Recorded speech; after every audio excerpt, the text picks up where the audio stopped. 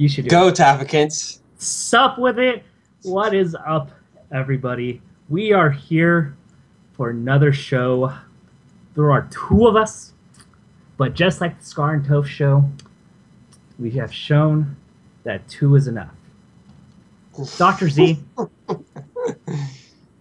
Yes. how is you? I is good. HTC was amazing. And I feel pretty amazing just coming off of that. Just felt good all week. And very excited about Big House too. Dude, that's already in just like 1 week from now. I know. In 1 week, I'm not sure about you, but I took Thursday off. If we were exactly 1 week from today, I would be on an airplane. Mm-hmm. And then I would be probably really cold. Because in California, it is pretty warm. It was 97 today. It was 100 here. Jeez. Ridiculous. Yeah, I looked at the schedule, the weather schedule that they have planned, obviously, and it looks like we're going to get some rain likely during Big House. Oh wait, good that you told me, because I would have scrubbed it up like Johnny Kemp. Mm-hmm. S2J. We went to the quick Big House story. So we went to Big House 1.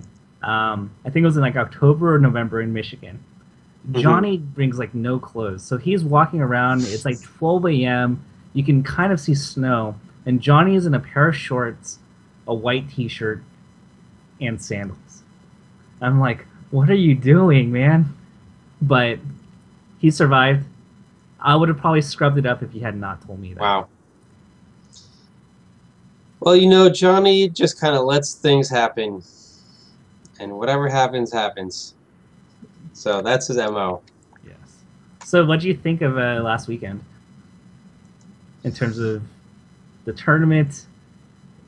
Were you given all the resources you needed to successfully run it? Yeah, basically. It's never perfect. There were a couple things I wish I could have changed. I would have liked to have teams on stream a little bit more. I would have liked to have them overlap less, but their priority was to finish early, so we just made it happen. And I think we finished at like just after 11 p.m. our time, so 2 a.m. Eastern time, which I think should be kind of the standard, because I think it kind of sucks for the East Coast people to have to stay up for a really long time to watch West Coast tournaments. So you know, West Coast is amazing, and we just have to give to others that are not as fortunate. You know. So when did it become all of a sudden the standard that we run as much crap as we can and end at like 4 a.m. Eastern time? When did that become the standard? I don't know. Well, if you ask me, that's not the standard. I know a certain red-tinted Buster-like person who seems to subscribe to that notion, but I do not. So you would have to ask somebody else. But yeah. Even on the West Coast, like I can't watch some of these tournaments that finish at midnight here. It's absurd. Yeah. But okay. Venue was really hot though. I'm not gonna lie. I heard the foundry itself is very different. I have personally never been to a foundry, but it was pretty hot. Well, I was at my TO station was closer towards the door. Still not even that close to the door, and I felt pretty fine most of the tournament. And I actually was wearing like my T-shirt and my official NorCal Melee hoodie that I won from you in the raffle at that one Oakland Alameda tournament. I was wearing both of those, and I was doing okay. So there's just a lot of people in there, man. They were like. They pulled me aside on one of the founders and like, we're gonna have this tournament and we're gonna have 512 people in here, and I'm like, okay, well, I'll try to make that happen if you think that's a good idea. I mean, that's just what they wanted, so that's what was delivered. Yeah. Props to Um, you though, because yeah, you finished like a 380-man bracket and doubles all in one day. yeah, Like, 386 in singles and 100 in doubles. jeez, I don't have the DQ numbers though. I don't have the DQ numbers yet. that's insane. But you Yeah. guys ran a smooth ship. I was very impressed. I think for me, I was most impressed by the in between stream, in between the sets. They were putting on APM data and the edge guard conversions and like average average combos per opening. Yeah. Yeah, I hope to get my hands on that data too, because it's not very simple to do that analysis of like raw game data. Like the game, even if you're reading directly from the game, it doesn't tell you what an opening is, for example. You have to look at the data yourself and come up with your own kind of data-driven definition. So Right. I would like to take a look at that and see if I subscribe to the definitions used. Yeah, and that's something. Hopefully help some more with interesting things to look at.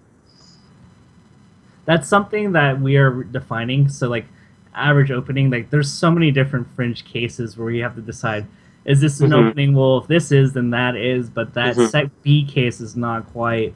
And so Fizzy is actually very open with his algorithm. So given that you're SheriDaniel, I think he'd be very open to sharing that data. But you know what? What do you think of the impact of that if that becomes a thing?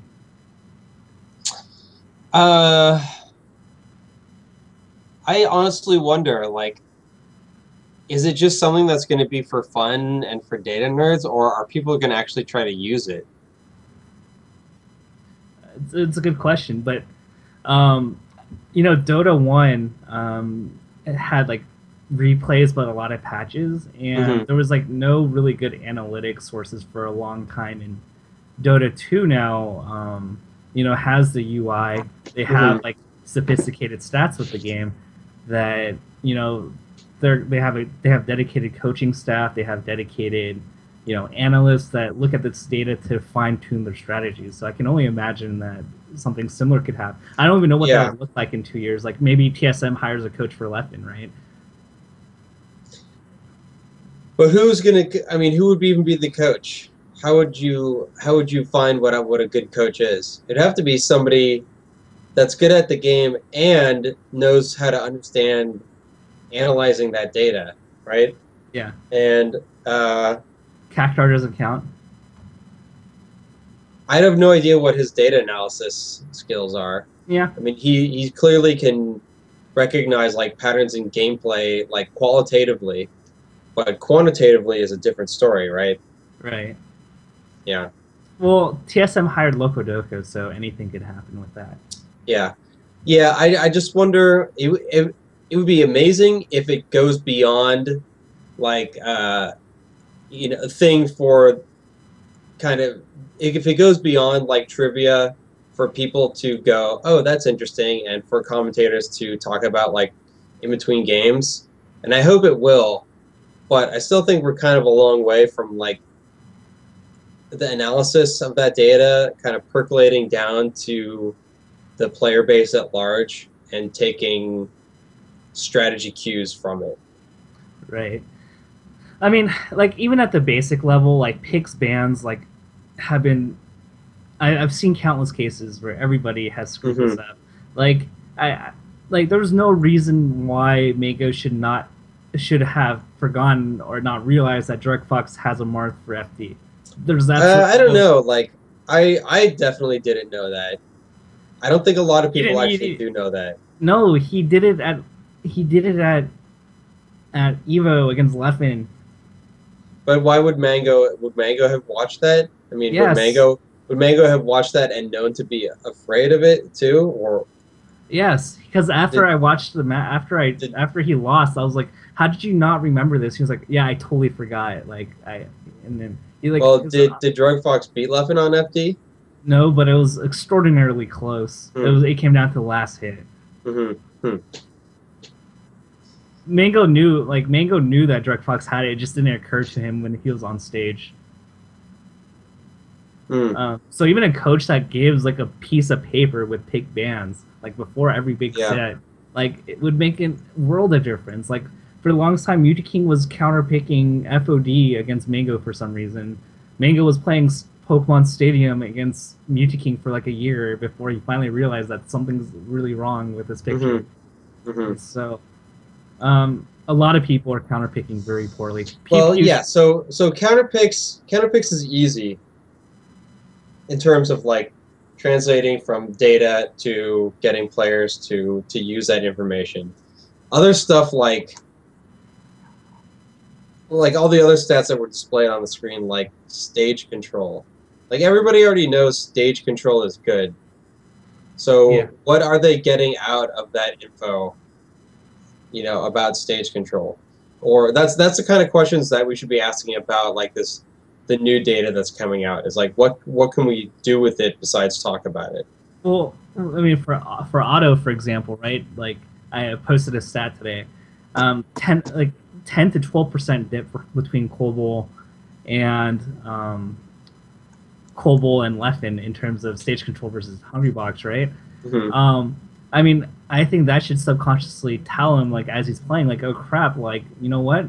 Like, I'm not getting enough stage control. Maybe that's something he didn't really realize was that severe until like that stat came out.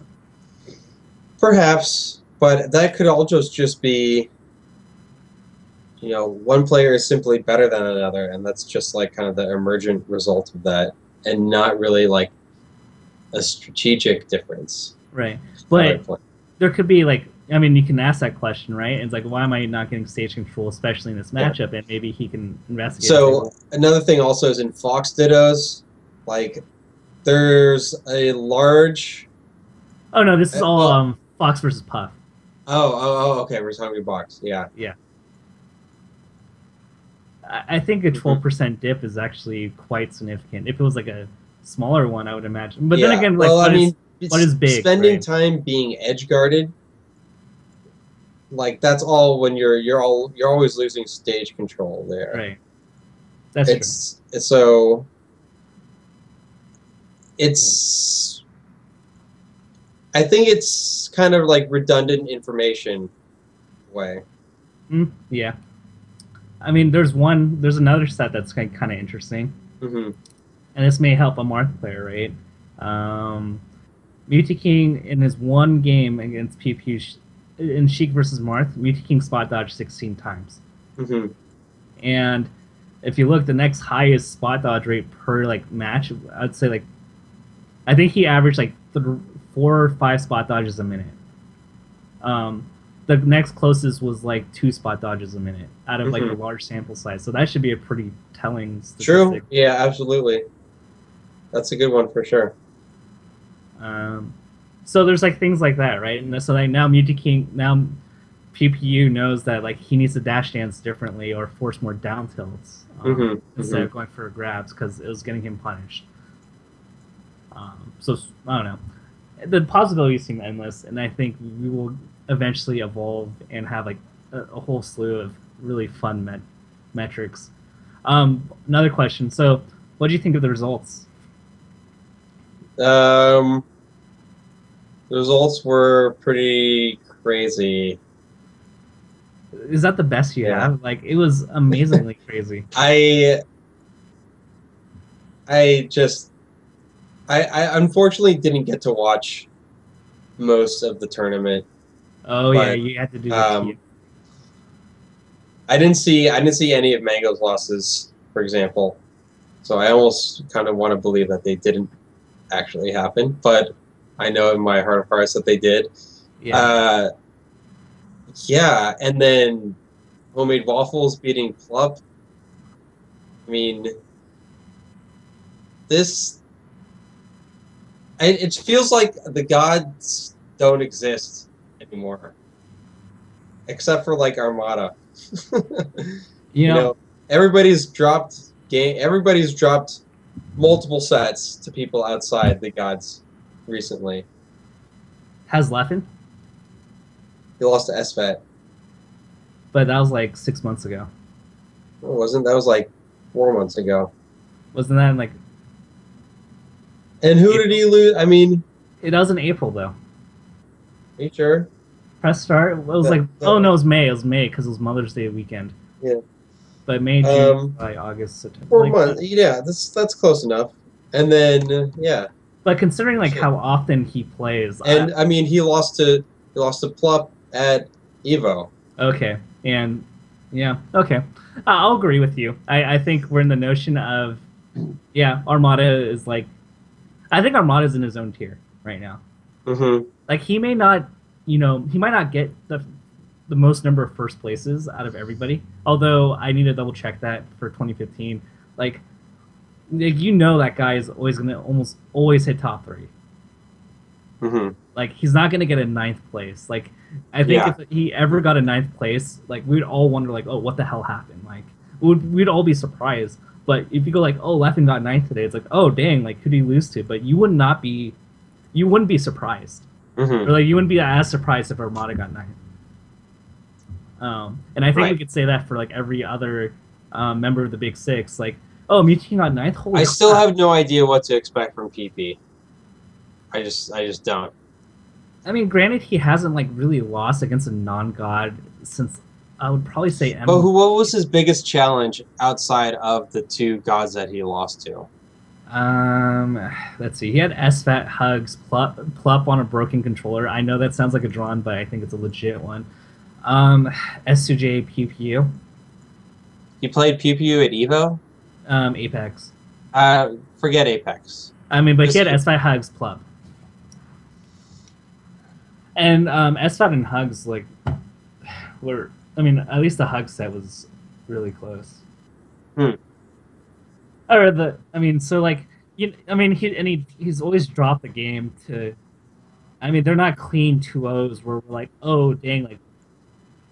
It's not like a 2-0 or a 3-0 like where like Armada just trunches West Balls and we're like, oh damn, like like Armada is clearly better. Yeah, PP is getting the wins, but it's like, oh, like he could have lost. Like it's not as dominant as like, oh damn, like Armada was clearly the best player of this tournament. So you said SFAT, Hugs, Plup. So those are all those players have taken sets off gods very recently when he played them. Oh yeah. So it's still, I mean, that's 3 chances for him to lose to somebody that's had a shot at the top 6, right? So, but I still have no idea what to expect from him in the future. Right. So, can you put him with Armada in that tier of just not losing outside the top 6, or what? How would you do it? I'm not very confident. Like, okay, let's like play scenarios here. I'm not confident that he would win against Axe. Like, I would say he's a favorite against Axe, but I'm not confident. That like, it's not like if Armada plays Axe, I think Armada's going to win it 90% of the time. For PP, it may be like 60 or 55 or whatever close number. So let me ask you. Yeah. Where do you see PP right now in a tournament with everybody? Honestly, I'm at a point where I just say DK. I've gone to links about this on my Tafu Talks. His Evo 2015 bracket, honestly, you just don't either. You look at his win-losses in terms of game count and set counts, you cross out the name PP. Now, does his performance look like a top 5 level players or a top 15 levels player? Like, getting 3-0'd by Hungrybox and Armada, barely beating SFAT, barely beating Hugs, beating Plup on a bad controller looks more closer to, I don't know, like a Pew Pew level performance than a Mango Hungrybox level performance in my book. And that's the way. I feel like there's still a pretty big window there, because that's also what you would expect from a number 6, possibly even a number 5. You wouldn't think. I mean, that, he lost to. I think more people would have actually taken games off of like Hungrybox, for example. I know what you mean. The degree of uncertainty is huge, right? Yeah. I mean, I feel like it's still consistent with being number 5 or number 6. Yeah. Especially, I mean, yeah. I wouldn't. Let's say this: I would not radically put him below 6. But you know, even when we used to do power, there's just nobody to put above him. Yes. Not only that, I mean, I would if Plup had like another like top 4 performance, I may have given it to him because you know he got like 9th at Paragon, but like he had to play Hungrybox for 9th, so it's like okay, or he lost to Mango and Hungrybox for 9th place, right? Mm-hmm. And you know if he had like another like good performance at HTC, let's say he got like 4th, then I may consider, I'm not saying I would consider him putting him 6th just because I reward activity in tournaments more than not playing. Like they're slightly higher potential, but they don't play as much, and that's the philosophy I've always held. Even when we used to do power rankings, I would not. I would disagree with you. This, I mean, we've disagreed with this on ranking Mango a long time ago and consistently as well. And it's just one of those things you have to ask yourself if you really believe. I mean, that I agree your analysis like is very consistent and fits in with a certain kind of view of rankings, but it's one that I don't necessarily subscribe to, and philosophically, right? Yeah. I still feel like we're almost there, but we're not quite at the point where human judgment can just be removed from the equation. And that's fair. And okay, let's say this. So Plup lost to 2 gods at Paragon, got 4th at Evo. What if he, you know, his resume included being Mango and Lappin at HEC? And like, let's say he got 3rd. Yeah. Would that tip it enough? Let's say he beats like Mango, Lappin, Axe, Zach for 4th. Would that be enough? Or would you still need to like? I'm just trying to see like where the gray area is, or is the line so great that PP has established such a great reputation that we honor it. And I honestly, you know, see that point of view too. That PP has shown us years of dominance since like 2011, and I would see your stance as well. I mean, I would still, the way I've always conceived of it is this. If you have a tournament with every person in the world there, right, and you can simulate that tournament hundreds, thousands of times, on average, who do you think is going to get the higher placing? I would still have to pick PP over Plup, even given what you said. Just based on what we know of him as a player and as a person and what he's capable of. Right.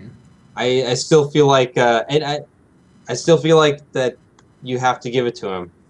And I think this is consistent. This is consistent with what I've said about Mango in the past too.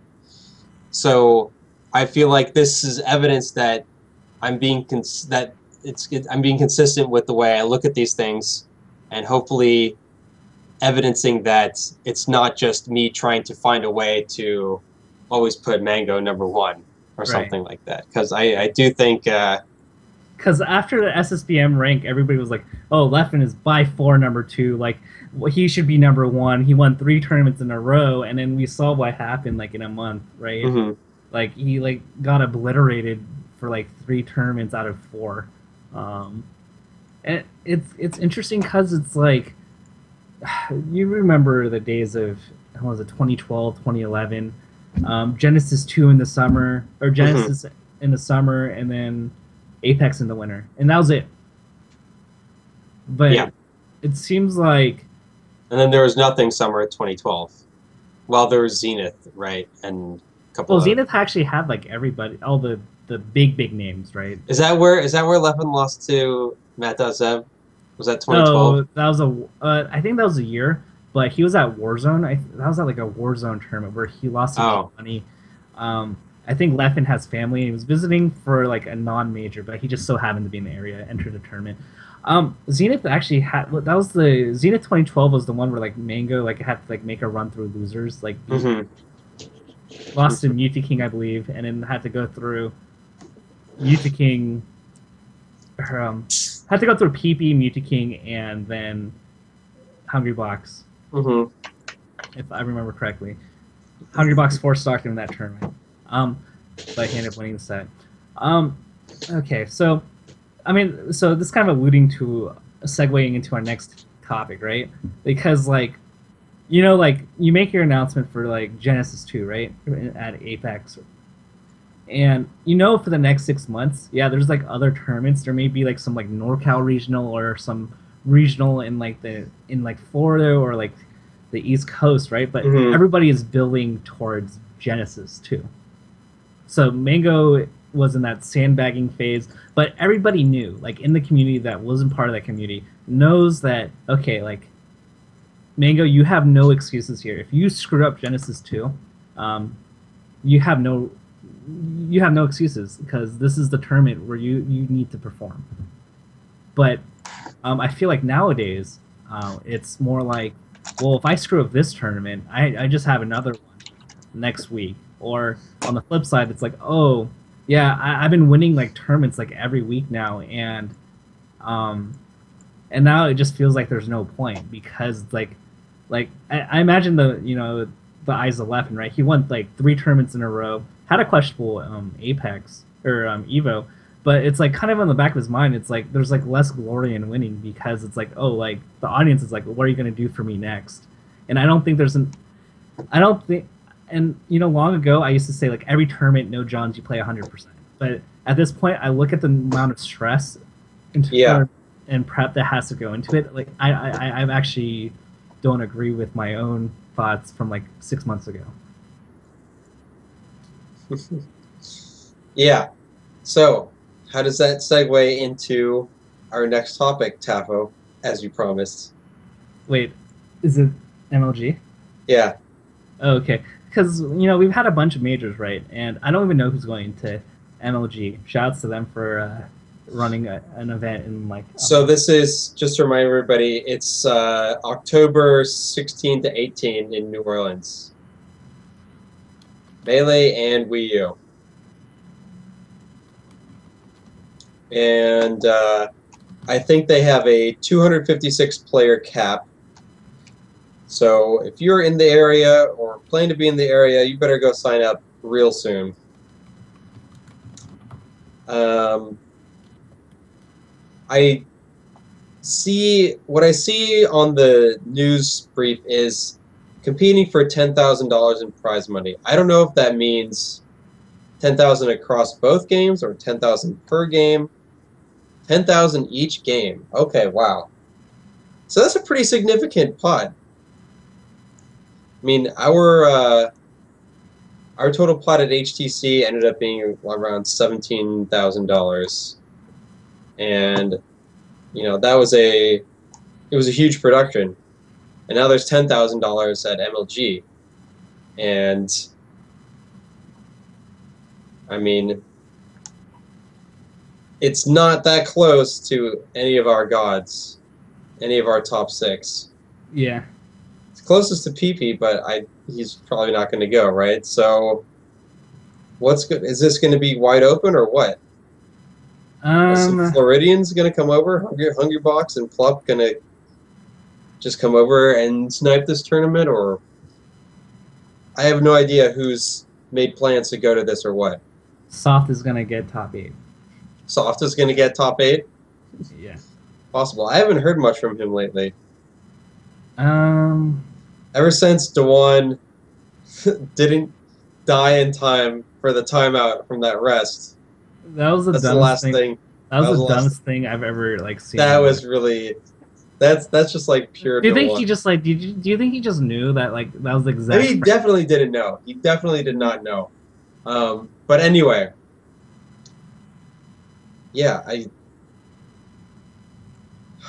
and it's right. It's it's 2 weeks after Big House too. So how long does it take you to recover from like a tournament? Like you actually have to like travel to. Mm-hmm. I think 2 weeks is good. Is right because like that's when you first. I mean, because you often take like a Monday off after a national or such sized event. Yeah. And then so you have a short week after, and then the week after is like when you're back in regular mode. It's kind of how I feel about it. Yeah.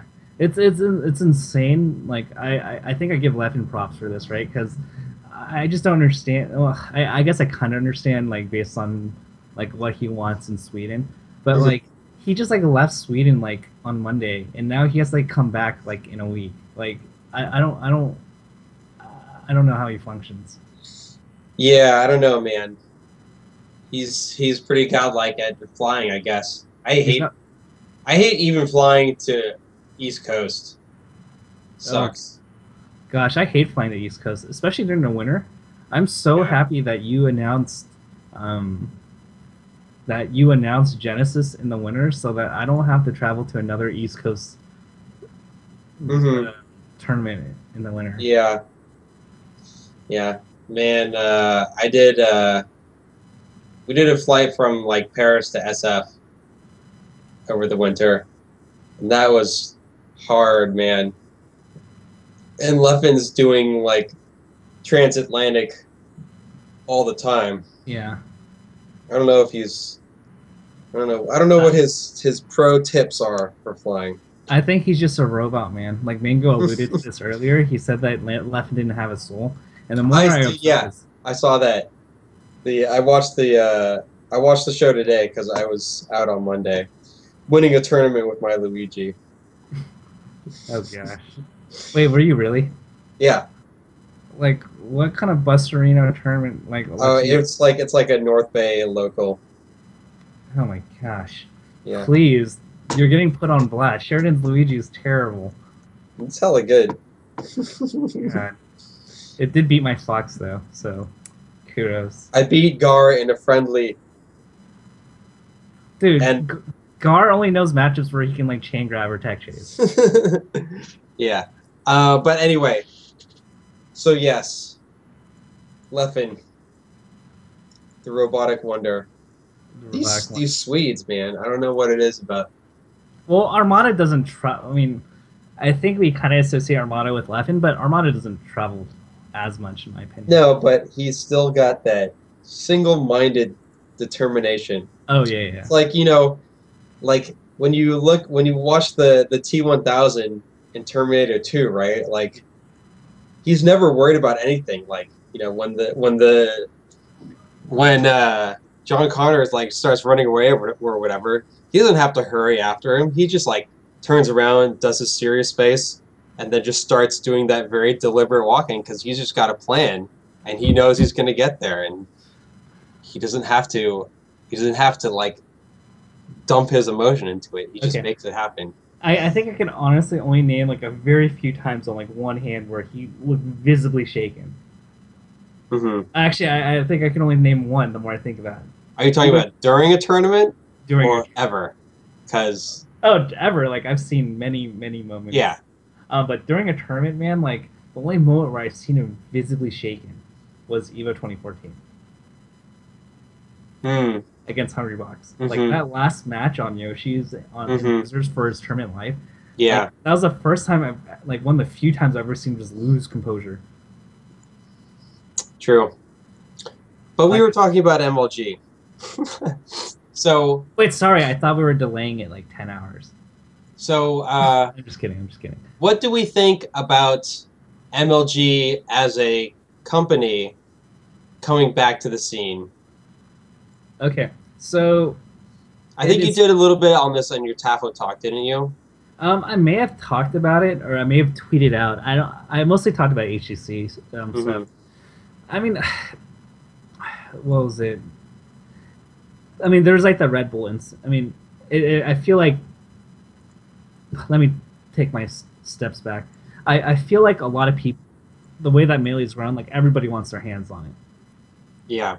And you know, it makes sense that like from a business standpoint in my head, for them to try to get back into Melee. Mm-hmm. Now, with that being said, it's like I feel like I'm the relationship I feel we have with MLG right now is like we were the step kid that like had like a stepdad, and the stepdad like was like nominally like supportive of us, and then kind of let us do our own thing, and then we became rich, and then now the stepdad wants to come back into the picture. Right. And so that's how I honestly feel. Like I know that Mr. Adam like said like there's been 33 successful tournaments before the last one. And so from a very individualistic standpoint, when Solid Jake worked there, when AZ was doing stuff with them, and you know, like on an individual personal level, like I understand there's like personal desire to see Smash succeed, and I can see that. I just have like a bitter taste in my mouth from MLG. Yeah. Go ahead.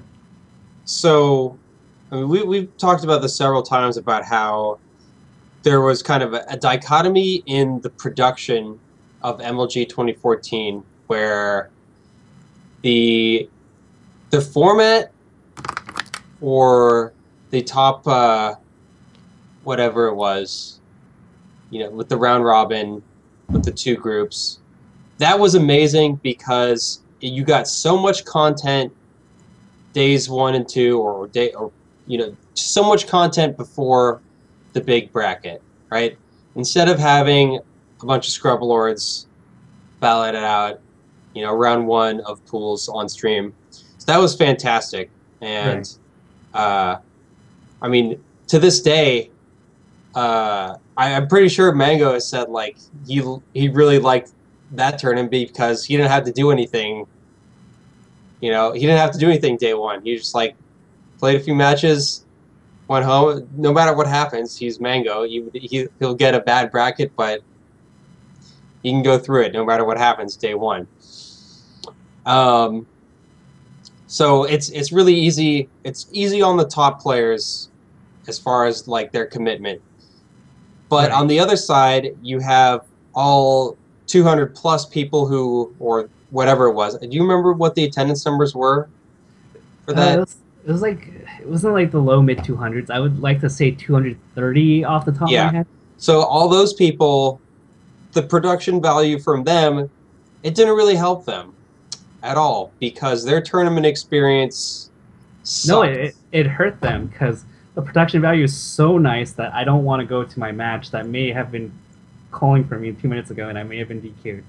If the matches right. sucked on stream. And yeah, exactly. So it's one thing when you have a set schedule, everybody respects that schedule, and they can stick to it. To toot my own horn, for example, you know, at HTC, we weren't quite 100% ready at 10 o'clock, but we started anyway because we needed people to know that we're going to start when we say we're going to start, and if we run late, then we run late. We're going to start wave 2 when it's going to start, regardless of what happens. And what happened at MLG was, what I remember is, there was a scheduled start time. For whatever reason, well, we know a big part of the reason was their proprietary bracket software was just not working. Can you make a PSA on proprietary software and majors? Who are we really PSAing to? Like 3 people, right? Just don't do it. If you're like a computer science major in college and you're starting to help out with TOing, just please don't. Please don't do it at nationals. So the problem that MLG had was when they said, okay, this is going to be delayed, and we didn't get kind of a time when they would really start until much later on. People do not respect that. They're not going to respect that time to be there because of what you did with the first time. And B, you can't actually effectively communicate that information to everybody over that in that short of a time span. So regardless, players should just get boned out of their bracket matches, and they also had referees that were not part of the community that didn't really have any good use of judgment in kind of corner cases for running their brackets, and overall it was a pretty crappy experience for a lot of people. So the question is, I'm sure they're going to completely sell out attendance this time. I'm sure they're going to hit the cap. I mean, it's like 256 in what, in 2015. Like, come on, like free. Yeah, SoCal gets that at a local. You can get that. I'm sure Texas alone could get you that much. Yeah, I would for a huge national, or for whatever. But because I mean that's the closest thing Texas is going to have to a big tournament nearby, which is kind of surprising actually. When was the last time there was a big Texas tournament? Was there? Isn't Forte a decent sized tournament, or Low Tier City? Where's Low Tier City at? I think that's a pretty okay. Let me put it this way: something that we would spend 10 to 15 minutes talking about the results of on MIOM. Nothing. I can't think of anything. Nothing. It's been, I mean, like MLG Dallas 2006. What? Low Tier City? I don't know what, I mean, who was top 4 at Low Tier City? I have no idea. Did Westfall? Name one person that went to Low Tier City. I would like to say Westfall's usually enters that tournament. Oh no, you're right. You're right. I remember that. That was Silent Wolf went over there for that tournament, right? Did he? I think that was the one. No, yeah. Actually, you're right. It was kind of in terms of melee people, it's kind of who we expected. Wobbles me taking Axe. But I'm pretty sure Silent Wolf and maybe SVAT too. No. They had probably entered another event where like Texas flew them. Okay, I definitely know that they flew down for a Texas tournament. But yeah, they in terms of melee performance attendance, it wasn't really much out of region represented. Yeah. Well, anyway, so basically what this is all leading up to is what does MLG have to do to prove to us that they are good for the community, I guess? I mean, you go to Super Smash Con route, I think. And what I mean by that is, like, Justin, or whatever his name is, like, did an amazing job recruiting, because he instantly knew to contact Dude and Juggle Guy to run the tournament, right? He got Wife to be in charge of deciding who commentates, so he got a staff of like the best people. Yeah. Like, and I think if you're gonna go as big as MLG, you need to get the best, or like at least make an attempt. Like you have a list. If Juggle Guy's not willing to do it, then you talk to the next guy. Unfortunately, MLG, has their own staff, right? And that's what makes this all kind of hazy, because they don't want to pay for additional staff when they pay people to do this crap for them. Right. Well, let's see. So how confident can a player be that they're going to have a good time at MLG? Like, I haven't, followed their Twitter account or anything to catch all the news from MLG, but I think they have to. I mean, based on last year's MLG, I feel like it would be a good gesture for them to demonstrate to us that they know what went wrong and that they're taking steps to fix it, and that they're really interfacing with the community on this one. Right. So far, I've only seen like a feedback thread, and like they acknowledge that there are issues, but I haven't really seen like here's what we're gonna do to fix it kind of thing. I mean, I know Chibo is going over there. I don't know.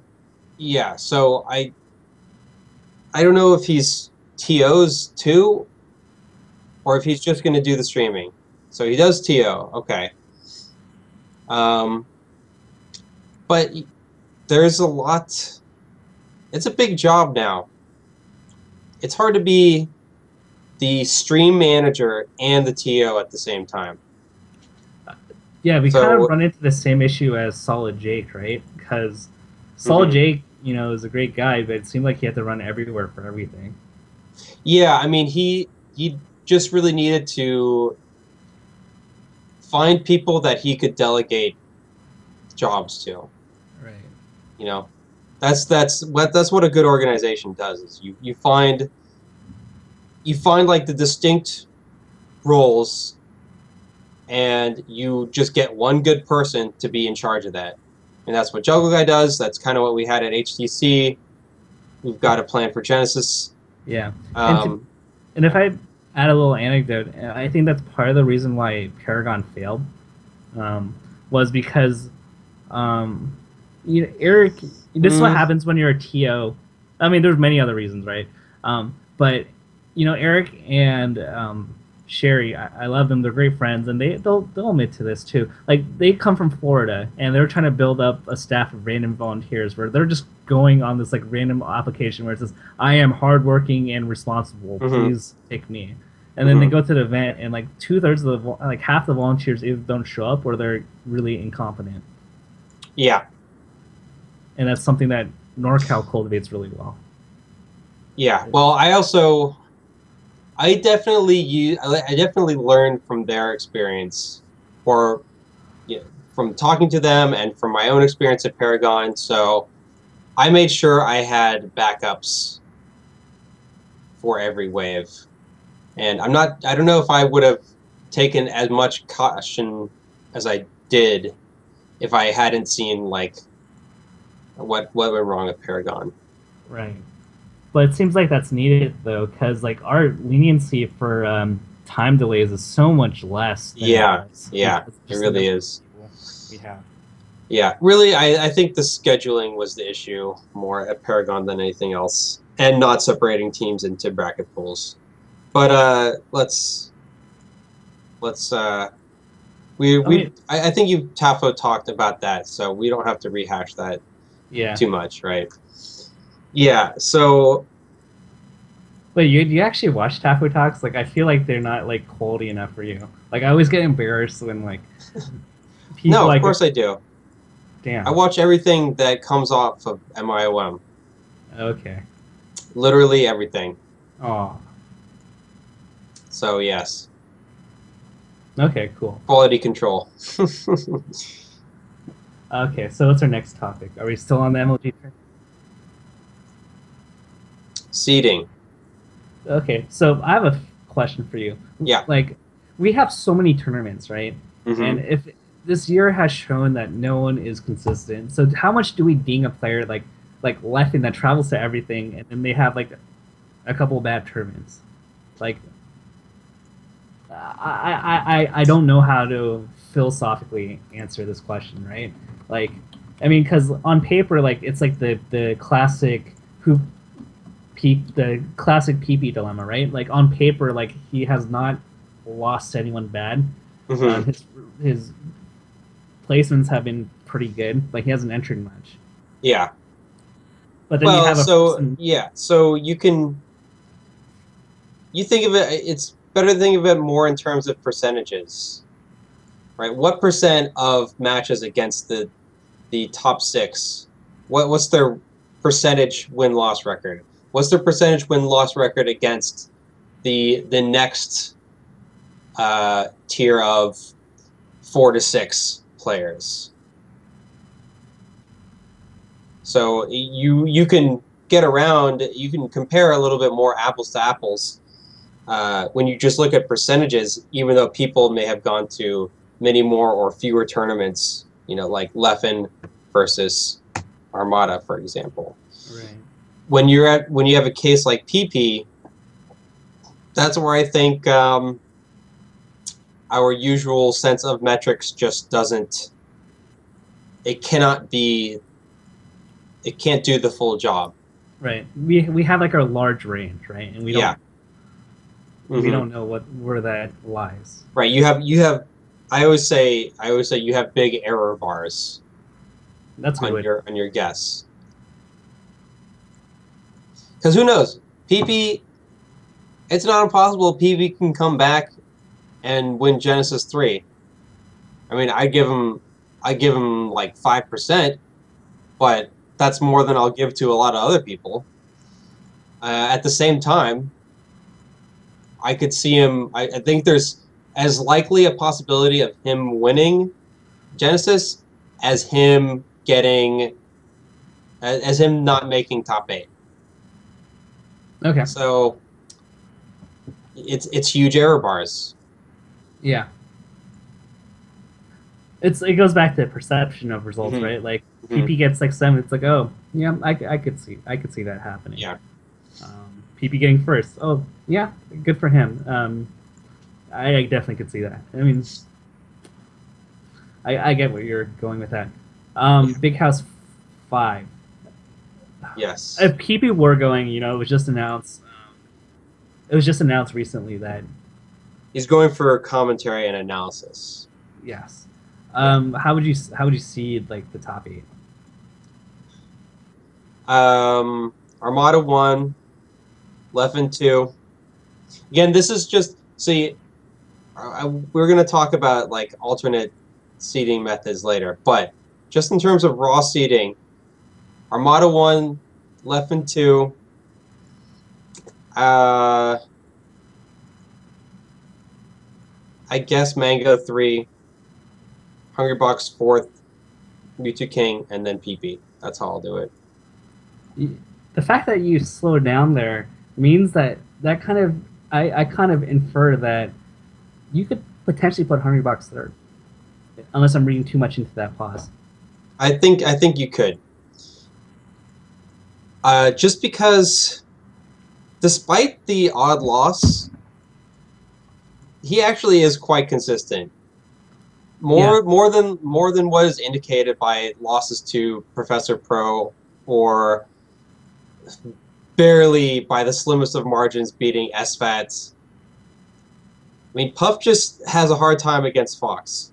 I mean, you gotta fist pound the Puff Brotherhood, right? Yeah, I think he's just a fantastic player, just regardless. Yeah. So, so that's my seeding 1 through 6. Yeah. And yeah. So okay, before we go on, now you have to do it too. I was gonna do Armada Mango. I mean, Armada, not Mango. Armada Leffen, Hungrybox, Mango, Mewtwo King, and then we were saying that PP enters, and I would say PP is 6. I would switch Axe and Plup around just because Plup, you know, had a very questionable HUC. So I'd say Lord Axe, Axe and Plup. Okay. So the way that I have done seeding, or the way that a lot of TOs do seeding, is once you get to a certain point down the seed list, like usually 12th or so, what you do is you start to make tiers of players. Yeah. You don't necessarily seek out and find, oh, who is this guy? Definitely 13. This guy's definitely 14, 15, 16. Honestly, no, what cares? You do is right. So we make tiers, and then we randomize in those tiers, or we also use considerations like avoiding regional matchups, avoiding matches that happened recently, things like that. And what one person on Twitter mentioned to me is tennis seeding. Who was this? I think it was like, he might even be in chat. It was like, his name, SSB Metric, maybe? Yeah, I think that was him. Tennis takes that even more. They go even further up with their randomize within tiers. Basically, you just do 1 and 2. Those are the only hard seeds that you get. 3 and 4, are in a tier that is just randomized. So you can get 2, 3, 1, 4. You can also get 2, 4, 1, 3. And I think even 5 and 6 are one tier that is random. 7 and 8 random. So basically, I don't know exactly how their tier breakdown is, but it works something like that. So it's kind of a similar extension to what a lot of TOs already do. Given that there's so many tournaments nowadays, and we see a lot of these matchups over and over, I think it would be a good idea to do this kind of seeding, especially at the high level. Right. I don't think you need to say this person is definitely 3, 4. This person is definitely 5, 6. So at HTC, actually, I was willing to give plus or minus 1 seed to everybody in the top 6 or top 5 or whatever it was, to have a nicer bracket in terms of regional and repeated matchup seeding. So right. I would not have... Levin is definitely not the number 4 raw seed, despite him being that in the bracket. I did that because the alternative was to have Hungrybox and Plup play in quarterfinals. And I decided the difference between 3 and 4 was not as great to justify really needing to make Hungrybox and Plup play one another at that time. So that was that's how I did it at HTC.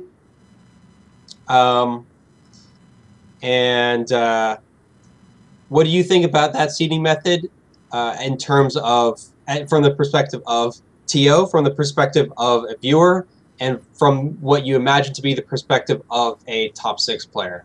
So, like, I think that honestly makes total sense. I mean, I think that's issues we had in NorCal, especially when we were smaller. I think I played homemade waffles like 9 tournaments in a row, and I lost like 9 times, and it was like the most like disappointing feeling to be like beating one person, and then beating like, I don't know, like Alvin before you got good, and then playing homemade waffles like every time and losing. Like, it was not fun. So that makes sense. I think overall, as a community, we are so wrapped up in numbers. It's like so frustrating. It's like, oh, I got 17th as opposed to 18th. It's like, no, it doesn't really change your fate. Like, you're still gonna have to beat multiple big 6 people to get into top 8. Like, and I feel like people whine and cry over it when like it will not make much of a difference. Right. Yeah, and honestly, like Leffen also is the biggest crybaby I've ever seen. Yeah, so actually, I adjusted. I would have even... Okay. The thing that NorCal seeding has been criticized the most for is relying too much on history and not having enough of a recency bias. And so when I came up with my raw seedings for HTC, I said, okay, this time I'm going to look at the more recent results, you know, basically starting not too much before Evo, and base my seeds on that. And that's what I came up with. And again, 1 and 2 and 3 and 4. Actually, I didn't even raw seed 1 and 2. That was also for matchup reasons that I don't remember right now. Yeah, but anyway, I didn't feel the difference between 1 and 2, 3 and 4 were really that different. They were very close to one another, so I felt let's construct a nice bracket for the players instead. Right. But here's the thing, like, if you're Leffen, and this is like a pattern I noticed, like, no matter how you seed him and how you arrange the numbers, he will always find something wrong with it. Like if somehow like he was seeded 1, and I don't know, it's like, oh, like I have to play the Swedes in quarterfinals or in semifinals. They're out to get us. Oh, I have to play Muji King. That's my worst matchup. They're out to get me. Like it's always like, oh, we're all out to get him. Like no matter what scenario you have of like the top 4 to top 6, you can think of the worst possible scenario and think that the TO is out to get you. Mm-hmm. Yeah. Like if we played left and It's 1 just, and make a 4th, like it's like, oh great, you gave me my toughest matchup. Like you're out to get me. right. I was surprised he didn't complain about having to fight Plup, because unfortunately, I really didn't see anybody I could have put in 5th place. Like, I felt the difference between Plup and everybody else at the time. I didn't really feel like I could have put Axe there. Yeah. So, Plup 5th, and I moved Hungrybox above Leffen to avoid Plup Hungrybox. And that means Leffen gets Plup. And Plup has played both of them recently, but he's played Hungrybox. Has he played Hungrybox more? At Paragon, he played and got 9th because he had to play Hungrybox. Yeah, so he played Hungrybox at Paragon and Evo. And so then, like, the week before, twice, and then the week before, they played at a local. Yeah. So I decided, well, even though Leffen's played him, there's a bigger conflict between Hungrybox and Plup, obviously, so that's what I did. But anyway, I think we can discuss that. That whole thing's in the past. Yeah. Not too much more sense in dwelling on it. It's kind of funny, though, because when we look forward and we make the decision, right? Like, I think as long as we're consistent and we're transparent, it makes sense. But then there's always those naysayers, like if an upset happens, then they're going to come out of the woodwork and see, I told you your seeding sucked. Yeah. Like, yeah. They come out of the woodworks. But yeah, and see, seeding can only be done based on what's happened in the past. Yeah. You can't seed based on what has happened. You can't look at like how players have trained or whatever in the interim as too much of the focus of your seed. So things, I mean, obviously things change between tournaments, or else we would just have the same results over and over. And that's just part of the nature of the game, that those things are unpredictable and you're never going to have perfect seeding compared to what the nominal outcome is supposed to be. So I don't even know how much I mean, I think what people have wanted is a objective way to seed people in each tournament via, ELO or true skill points or whatever. And I've stated my objections to that several times. But the thing is, like, the mere fact that they perceive it as mathematical and therefore objective when it is not seems to be enough for a lot of people. Like, they treat it as more of an authority than it really is, which surprises me.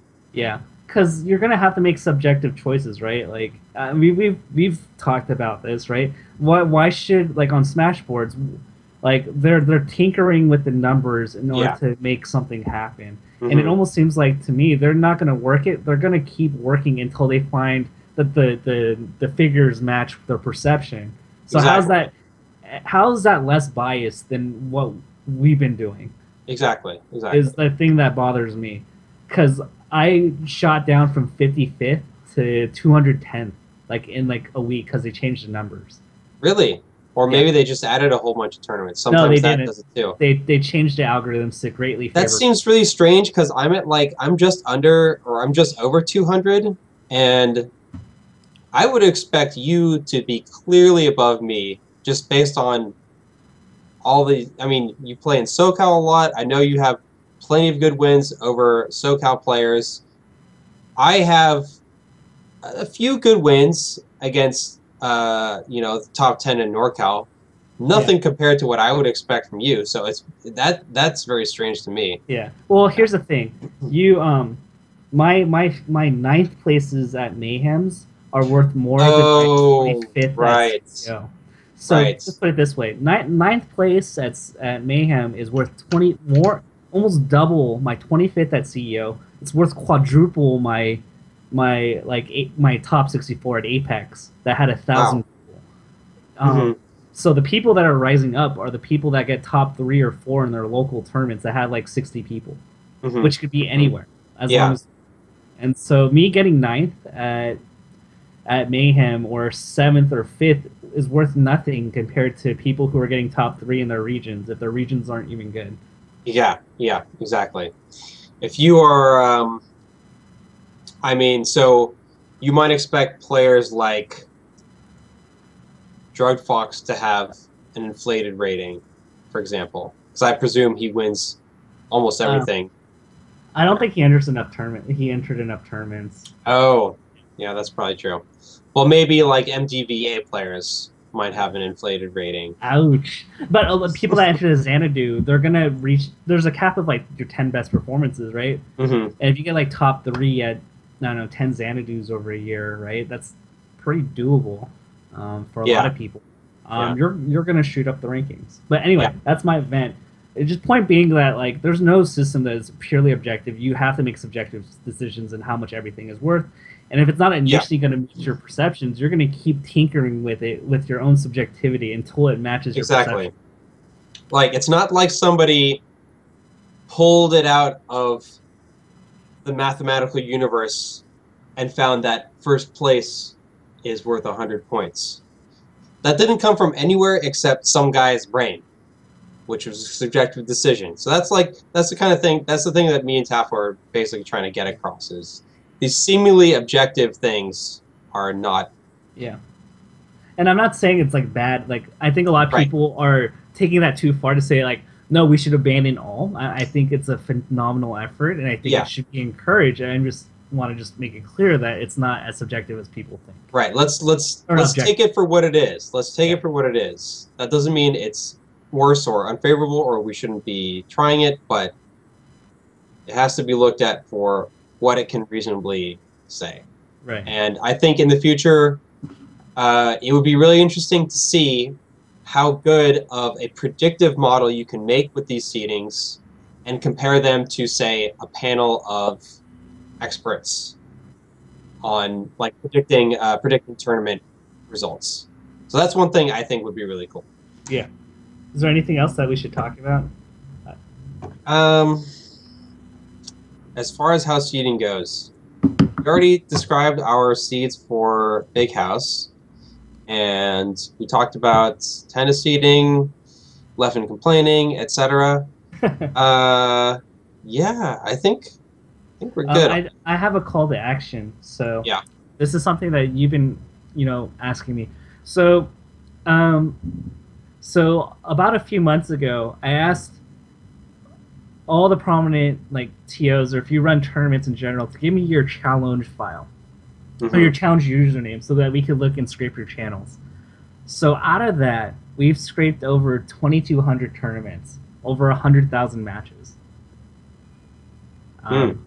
Now the call to action is this. So it's going to be a two-phase thing. If you're interested in making like a global movement, global ELO, I know that some other groups are doing that, but we want to take everything one step further in terms of that. We want to have like the best of stats all like together in one to make like super crack stats. So we want to track everything past, present, future. So we're in two phases right now. If you're interested in making like SSB, like something like SSB PD again, but like better, we need you. We need your expertise. We need your help. So if you are interested in helping with sorting data, reconciling names, letting us know where people are in terms of like tournaments. So if there's like a tournament, here's the title, like, and here's the date, like helping us identify what region that is. That would be of immense help for us to go through this global effort of making everything together. So if you're interested, I don't know if you can put this on StreamNick, mail it on me at gmail.com, and then put in it, I don't know, Tafo stats in the header, and then just let us know how we can contact you. But I think if we get the manpower together, like something beautiful can happen out of this. I almost sound like Bobby Scar doing the spirit ball. So I actually have a really interesting idea for that. I am interested to see how much you can predict a person's placing in the tournament based off of their game record. That is to say, how much does a 2-1 versus a 2-0 tell you about where they're likely to end up in the bracket? So, because it's been a point of contention about using, for example, using game record in round robin pools to break ties. I used to favor it, and now I'm kind of against it. So, yeah, I think that'll be that the result of that analysis might go towards that discussion. Anyway, there's a lot of amazing ideas we could do with that. So now let's, if you don't have anything else regarding that, let's go to our last topic. What is that, Sheridan? That is, are players getting burned out, especially top players who often make the top 8? Are they getting burned out on all these tournaments? Do we need to spread out these tournaments over the year? Do we need to have fewer of them in order to maintain uniform quality and consistent quality throughout the year? Do the viewers get burned out? Should there be some kind of central authority on scheduling these tournaments? What are your thoughts on all this, Tapo? From a view, so I'm gonna break it down from different roles in the community. As a Melee fan, you should want more. And I think without a doubt, to have a tournament every weekend where you can tune in reliably on Sunday or Saturday night, if you're not doing anything and to have top level Melee, I think that's awesome. I think Armada expressed it well. We've come to a point where there should not be this expectation that everything is like Genesis or the Apexes of old or of the modern day Big House. There's just way too much going on, and every top player that has traveled reasonably in the past year has commented on burning out. You look at Mango, he's burnt out. He burns out, and that's why he usually takes a season in the fall not to do anything, and then he comes back in the winter, spring. Leffen has expressed burnout. Mutaking has expressed burnout. Hungrybox doesn't really travel that much this year. PP, is doing his own thing. Armada has expressed burnout. Plup said that he didn't even want to go to HTC. He was burnt out. And that's the thing that Westwells has expressed burnout. You look at every single top player that has traveled a decent amount, they have all said the same thing. Yeah. So I think indirectly burnout exists. Yes. Go ahead. How about from the viewer standpoint? Are we close to saturating content? Is there too much content for people to wade through? Do they want even more content? Are we at about the right level? I think it's more like people don't know what they're missing out on. But for me, it's like the regular season versus the playoffs, right? You have two teams go at it in the NBA. Mm-hmm. You can have two big heavy hitters, right? And it's still a good game, but when it's the NBA finals, right? There's a new level of expectation on this match. The context grows, the narrative grows. Everybody's a lot more excited. And it's not to say that oh, Mango Armada, I don't want to see that. And people are still excited for it, but I don't know if I feel like sometimes we're robbing them by oversaturating in a way that these matches don't mean as much. Right, and as a TO, you want to ensure quality matches as much as possible. And in a world where let's imagine a world where there's a tournament with 3 or 4 of the top 6 every 2 weeks. Are you going to see what % of those sets are going to be quality play? And compare that to, all right, let's say there's a tournament with all of the top 6 once every 3 months. What % of those sets is there going to be high quality play? I feel like you're going to get a higher percentage of quality play, with the tournaments more spread out compared to this grind of every 2 weeks, So, and it may be even to the point where the total number of sets of high quality goes down, right? There's some optimum in there. There's some Yeah. optimum in that curve where you get the most sets of high quality play. And I feel like we might be past that. I don't know. I would like to add this. I'm not trying to jaunt for anybody, but I think all the top players agree, or like amongst the big six, they respect each other enough that when they win, when a person has won a tournament in like the past like 4 to 5 months, like most of them like would say like I didn't play great, I just played less worse than my opponent. Is that like the trend that we really want to see in Melee? If we really want to see like beauty out of exactly. I mean, last stock Melee is still kind of ugly a lot of times, Yeah. And it would be a nice world if that weren't the case. And we also have to remind ourselves that a lot of people, most people are not making money going to tournaments. Like, how many people can make a living off of this? Maybe just the top 6, if that. It's not sustainable. Like they're not gonna be able to retire or anything, right? Obviously. But for the day-to-day things, they can just use their tournament winnings to get by. But just to get by, right? Right. Just getting by, exactly. And yeah, so like Siglemik is saying, if there are more tournaments, that's more opportunities for people to make money. And that's true. But that's also a lot of risk because there's no such thing as a guaranteed win at tournaments. Just ask Mango. I mean, ask Mango last weekend. Ask him. So people are taking a risk, especially those that are not sponsored or the sponsors don't give them anything. Every time they go out, it's a risk. And it's hard to convince people to do that over and over and over again. Yeah. Well, here's another thing, right? You're Leffen, right? Let's rewind like a month ago. Mm-hmm.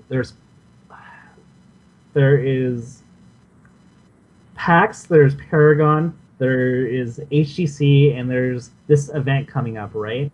Mm-hmm.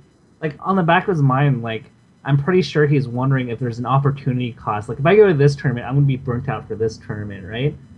Yeah.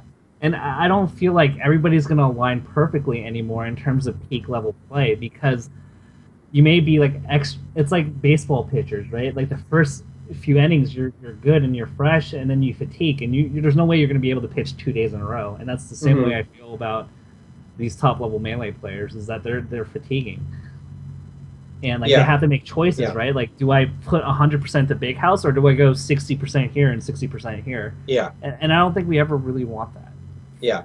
And also I think it's something that TOs have to worry about too, because as burnout increases, that means less attendance from top players generally. And every TO wants all the top players at their tournament, right? That's just natural. Yeah. So if we get to a point where, top players are only coming, you're kind of spreading it out so much that nobody really gets that super great lineup, right? It's the top lineups. It's this year. What have they been? It's just been Big House and Evo and Apex, right? Was there anything in between that had 5 or 6 gods? Wasn't CEO pretty close? CEO had everybody but PP, didn't it? Okay. Wait, did it have no meeting? I lied. Yeah. So, I get the question is like,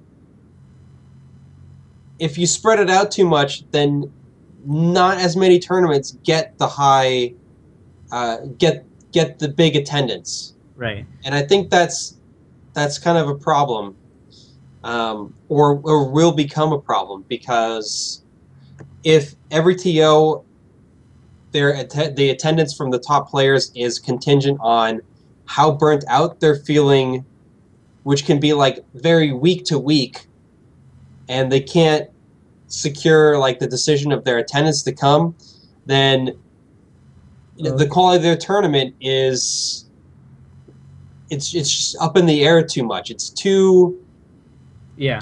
yeah. You know what I'm saying? Well, okay. Let's put it this way: we extrapolate this further. Let's say every big tournament, every month of the calendar year has 2 to 3 of these like 10K events. Great for the community. I'm not saying we shouldn't have this, but what if we don't have anything that's substantial that everybody has to mark their calendars for? Then what we're only going to see is every couple weeks we're going to see, oh great, 3 or 4 of the top 10 players are at this tournament, and they're never going to meet eye to eye. You know, if every tournament is unilateral, it's like, oh great, MLG another 10K tournament. Oh, this one another 10K tournament. Like 10K tournaments in 2015 and 2013, back in 2013, be like, wow, that's amazing. But now it's to the point where everything is so uniform that I don't even know what to look for anymore. Yeah, yeah. So now the question is, what can we do about this? And are any of those options good? Is there any option that's good enough that it's worth doing?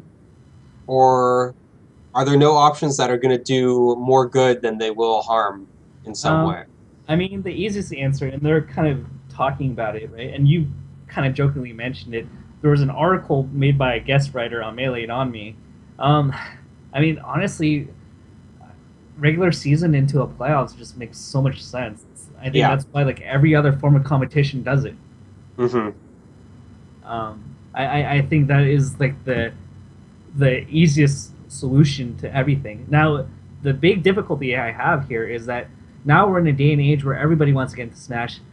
Egos are huge. Region egos are huge. Who is willing to take the fall for their region to say, I am just a qualifier for another event in this day and age? When we have everybody wanting to get big in Smash, everybody wants to be the next big event. Who's willing to take that fall? Yeah. Yeah. And with other external companies wanting to get involved, MLG, HTC, you know, right now, they're just like, we're going to host a tournament, and that's it. They're just hosting a tournament, they pay some people to run it, and then it happens. They don't have to engage with, you know, like you're saying, playoffs or regular season into playoffs, right?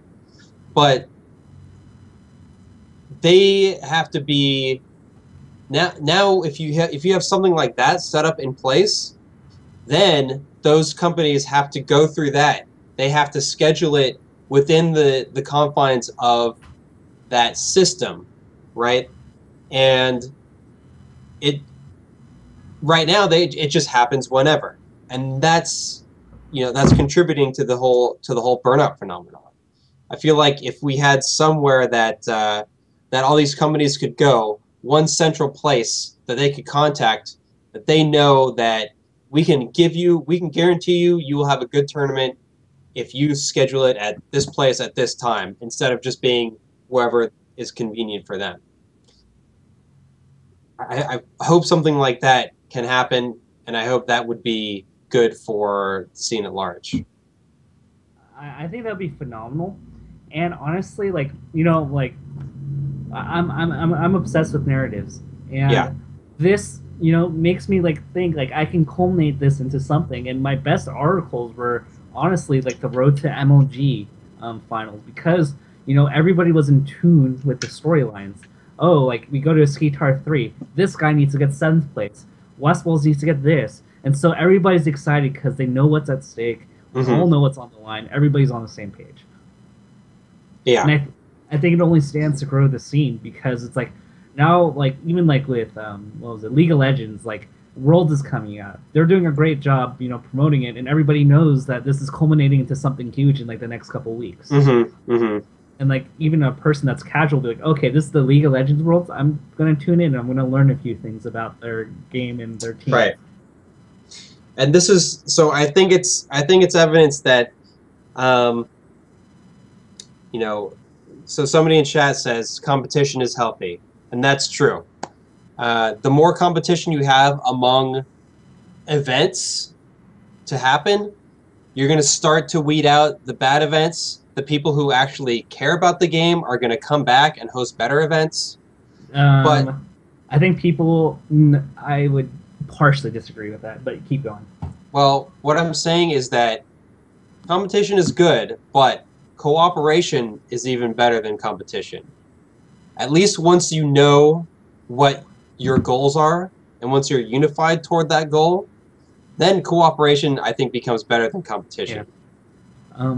I may be like kind of like it might be a different timeline. This won't happen, but like we went to Apex 4 years in a row. What were we thinking? There was, I mean, like this. There was no competition. What else were you gonna do?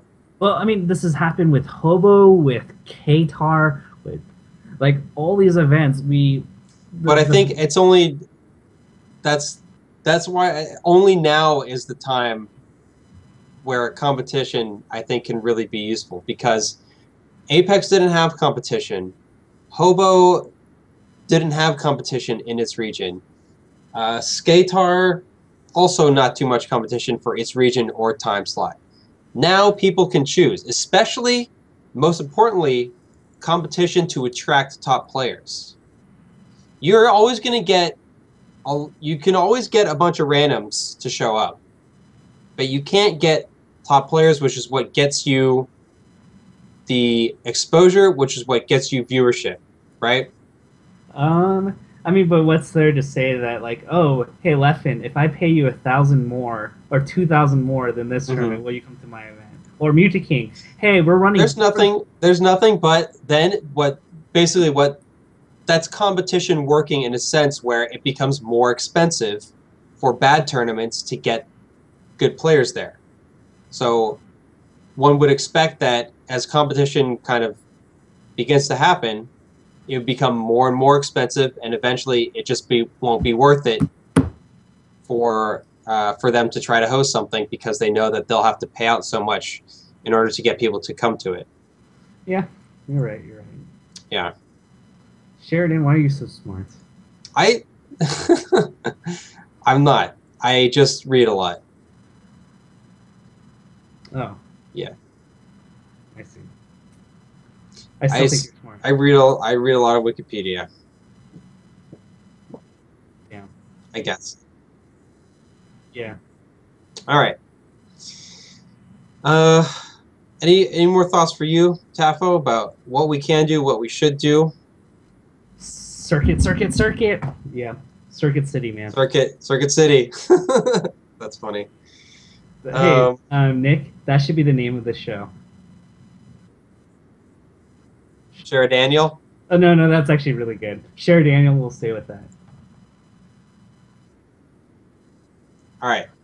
Definitely. Oh, wait, I got one last idea. We have a 9-month season, and in the 2 to 3 months, we rerun experimental brackets in experimental events. Mm-hmm. And we run fun stuff. I think that's what we should do. Anyway, that's it.